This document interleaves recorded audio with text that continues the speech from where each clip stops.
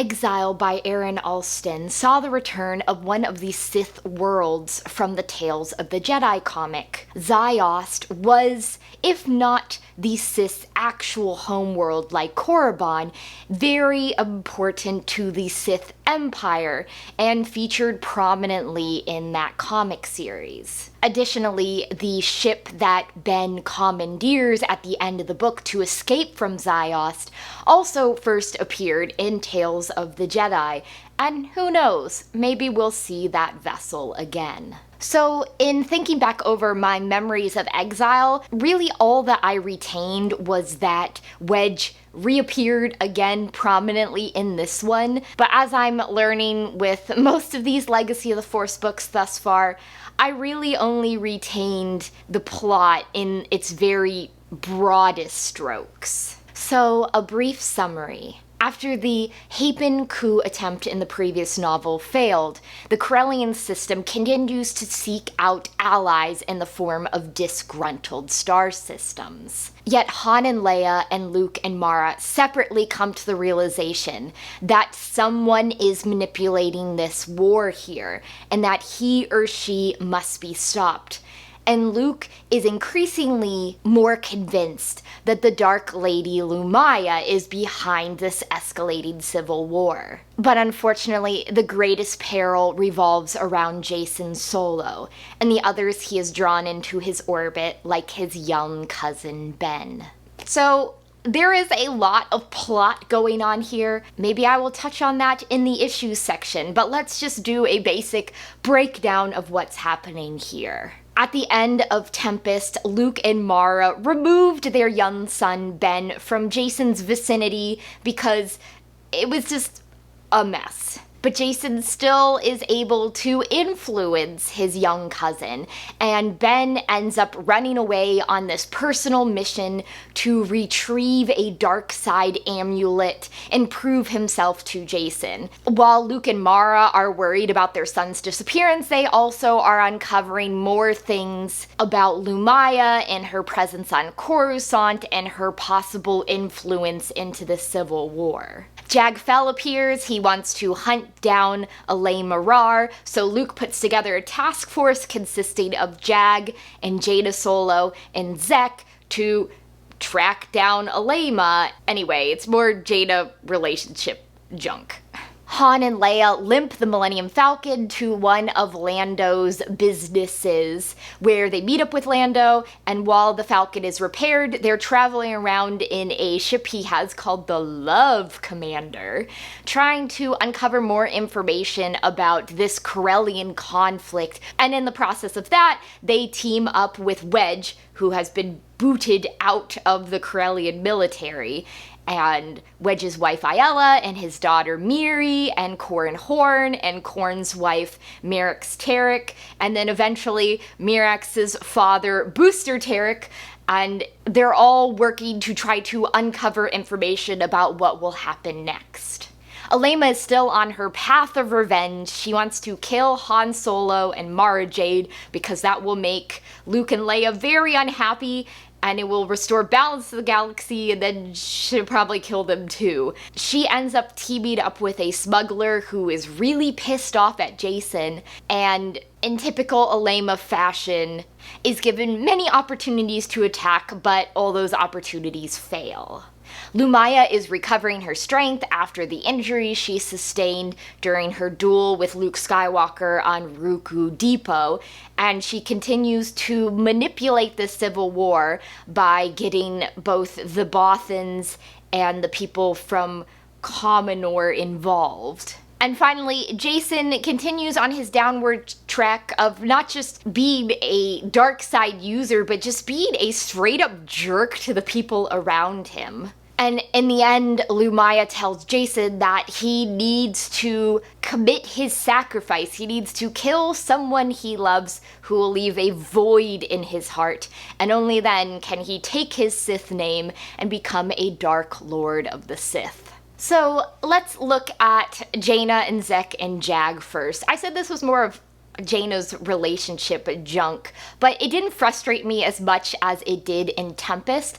I think because a lot of Jag and Zekk's interactions with each other just felt competitive in the ways that guys can sometimes be stupidly competitive. And Jaina's like, I'm not having a relationship with anyone because I'm the sword of the Jedi, and I don't even know what that means, but it must mean something. But she's definitely intrigued by Jag returning here. I think that depending on who writes him, Jag can come off as really dull.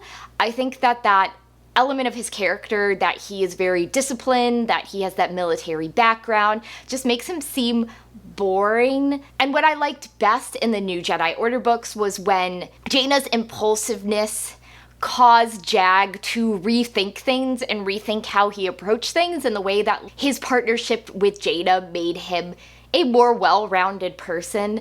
I'm not saying we get any of that here, but we do get to see some of Jag's thoughts and the way that losing his family and losing his connection to the Chiss people has really set him adrift. Also on Coruscant, Luke and Mara continue to investigate Lumiya, and it feels like the investigation is moving very slowly. I think because in Book 3, they uncovered that she'd been staying in a Galactic Alliance guard safe house, but then it was all the Hapen stuff and the attack on Ruku Depot, and now they're following up further with some of those things and finding more so information that Lumiya herself has planted to try to get them to not focus so much on Jacen.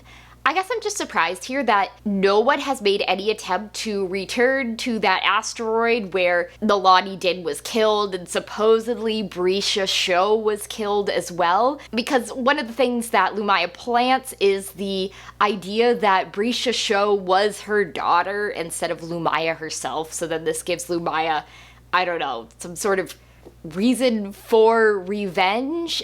Luke and Mara and the rest of the Jedi Council also discuss what to do about Leia, the fact that she and Han have been running around helping the Corellians, getting themselves into bad situations, and should they remove her from the Jedi Order or anything like that. And they're all like, nope, she's doing what she should be doing and it's okay. And I'm a little like, sure. I mean, at this point in time, she is trying to uncover this conspiracy and what's going on here, but at the same time, she and Han were skirting the edge of treason with the Galactic Alliance. And as a member of the Jedi Order, doesn't she have things that she should be doing beyond just going wherever Han goes? But apparently the Jedi Order is completely cool with that, and that's fine. Luke is also summoned to meet with the Chief of State Cal Olmos and Admiral Niathal, who say they would like Jacen to be made a Jedi Master. And surprisingly, Kype Durin backs Luke up here and says it's up to the Council and the Jedi Order as a whole to figure out when someone's ready for that. And Luke does say, when the Jedi Council meets, hey, I think we need to promote more people to Master. Let's make a list of who we think is eligible for this. I'm hoping it's not Jacen, because this does somewhat give me feelings of Revenge of the Sith, and I wonder somewhat if that is meant to mirror that here, where people are pushing for Jacen to be made Master so that the rest of them can say, no, you're not ready, and it can just further push Jacen towards his dark path. Although Jacen's pretty dark side already, but we'll see. Han and Leia have teamed up with Lando, who is bored. He needs something to do. Presumably he asked Tendra first, but he jets off with Han and Leia, who are trying to get to Corellia and uncover things. And like I said, while they're on Corellia, they end up escaping with Wedge and family and Corran and his wife. And then they combine forces to try to get information together. I think Han and Leia, especially Han, have finally come to terms with the fact that while Corellia does have legitimate concerns here, the way this is played out is not good. that the politicians that have replaced Thrak and Sal Solo aren't any better than him, and that no one has Corellia's best interest in mind, that this escalating war seems manipulated in some way by an outside force. Wedge, too, in being removed from the Corellian military as their supreme commander, realizes that to the Corellians, diplomacy is no longer an option, and that his attempt to keep things calm and lessen the number of casualties isn't what the leaders want, and that's why he's not only booted from office, but nearly killed in an assassination attempt. Like Han, I think that Wedge views himself as Corellian, but actually he doesn't have a lot of ties to his homeworld. But at the same time, when the Corellians were clamoring for independence, it was something that he inherently wanted to support until the situation just got completely out of hand. Of that little grouping, if I thought any of them were to support Corellia because of their background, it probably would have been Corran Horn, since he was a Corsair officer, grew up on Corellia, has a lot of connections to Corellia, was part of that Jedi satellite temple on Corellia, but I guess at the same time, Corran is a Jedi Master, so he has this allegiance to something beyond his homeworld. And then poor Ben Skywalker continues to be the character that I am most worried about. He seems more receptive to what his mother has to say than his father.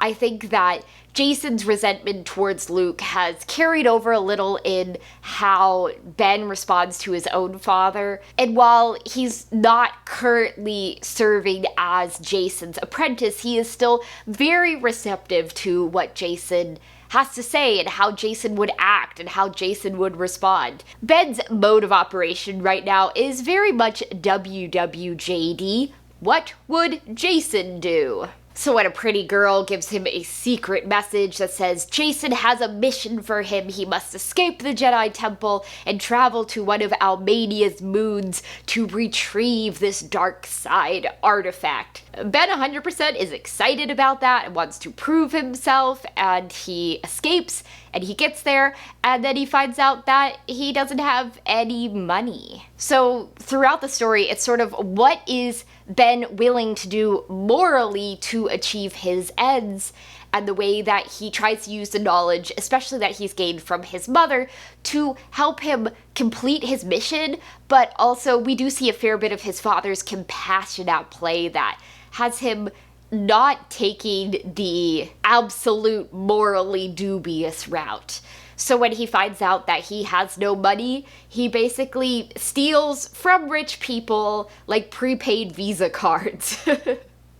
That way his theft can't be tracked. He figures, well, I got a bunch of stuff already. He breaks into the office building, finds that the amulet is already gone, and follows the thief to that old Sith planet of Ziost. And in the process, he steals someone's X-Wing as well as an astromech droid that does not belong to him. But he justifies it by saying, well, he needs to get to that planet and there's no way to take a commercial flight there, so this is what he has to do. And once he arrives on Ziost, he finds out that the thief's ship was destroyed. His Y-Wing is subsequently destroyed by a TIE fighter as well, and the man that stole it was not some sort of Sith acolyte, as the message seemed to hint, but instead just a normal guy who was paid to do a job, and who unfortunately brought his small child along with him. Before he dies, he asks Ben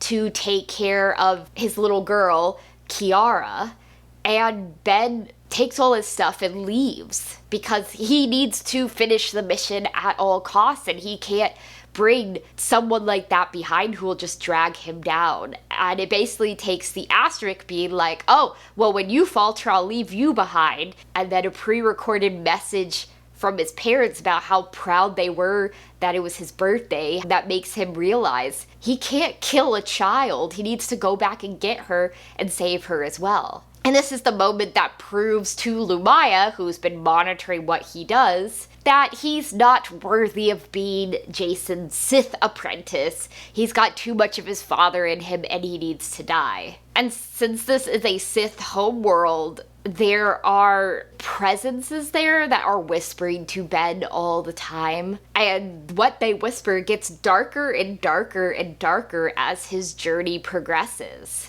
He's able to escape with the astromech with Kiara, but he does destroy a TIE fighter and then those pirates as well in the process. So Ben's plotline here is definitely like a journey of self-discovery. Ben trying to live up to his cousin's example, but at the same time realizing that maybe that's not an example he wants to emulate. That while he wants to achieve his mission at all costs, there are things that he is not willing to do. And I think he proves himself to be capable far beyond his years. On the bad guy front, Jacen continues to show himself to be just absolute garbage man. He is mad at a smuggler, so he sends her off in a ship with a hyperdrive that is intended to fail so that she will die alone in the depths of space with no one to help her. Of course, that's not what happens because Alema Rar stows away on the ship with the stuff to fix it so that she can basically suborn the smuggler to help her track down the Solos and kill them. But, well, Jacen didn't know that. There's a lot more of Jacen justifying his actions here, thinking through things and being like, no, that's 100% exactly what I had to do. He's at first troubled by the fact that he fired on his own parents during that Hapen coup attempt,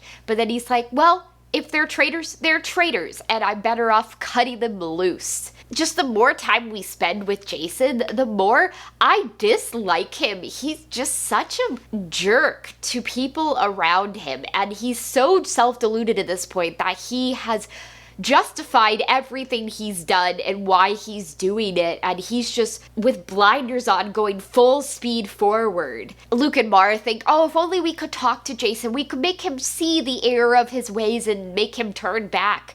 But at this point, at 4 books of Jacen just doing whatever he wants and having a few times of feeling doubt about his actions, but then just confirming that he's in the right and everyone else is in the wrong and he needs to keep doing what he's doing. I have like no sympathy for Jacen at this point. I'd sort of wondered whether this was the book where Alema was finally going to bite the dust, because she's just not a great fighter. She's great at running away, but she's not great at actually engaging. But her survivor streak continued here in that she's able to run away when she's confronted with too many opponents. And so she still is someone to look out for, even if I do suspect that her days are numbered. And Lumiya continues to manipulate this conflict. I continue to be somewhat perplexed by her motives here. It seems like she wants to set Jacen up as the savior of the galaxy, but also that just seems to be creating a lot of chaos for the sake of having chaos. And maybe also somewhat repeating the events of the prequels, but yeah.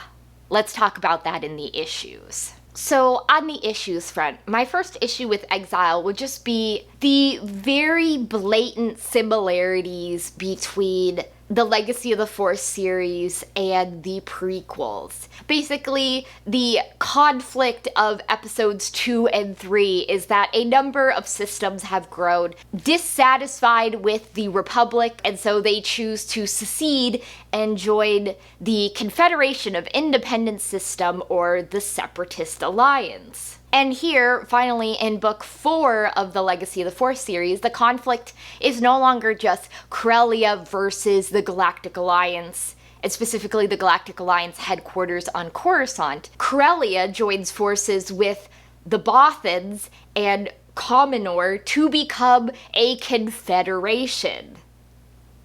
That sounds like something I've heard before. And then they further combine forces with some other planets like Adumar. So it's growing, the number of worlds who are leaving the Galactic Alliance and becoming part of this confederation because they're mad about centralization. With the prequels, it was more that the Republic was corrupt.